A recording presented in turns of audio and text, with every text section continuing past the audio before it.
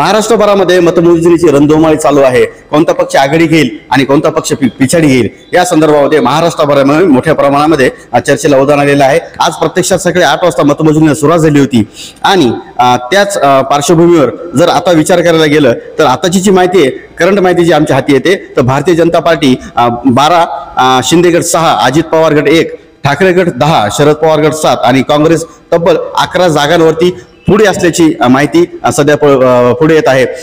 आज परभणी लोकसभा लोकसभाचा जर विचार केला तर सध्याची जी घडी आहे, आताच्या घडीला खासदार माजी खासदार सध्याचे विद्यमान खासदार बंडू जाधव 1,65,010 मतांनी, तर महादेव जानकर 1,28,020 मतं, तर पंजाब तक वंचित बहुजन आघाडीचे 27,710 यांना सध्याच्या घडीला मतदान पडलेले आहेत। सध्याच्या परिस्थितीमध्ये महाविकास आघाडीचे लोकप्रिय उमेदवार खासदार बंडू जाधव हे तब्बल 30 ते 35 हजाराच्या लीडने पुढे असल्याचे चित्र सध्या दिसून येत आहे।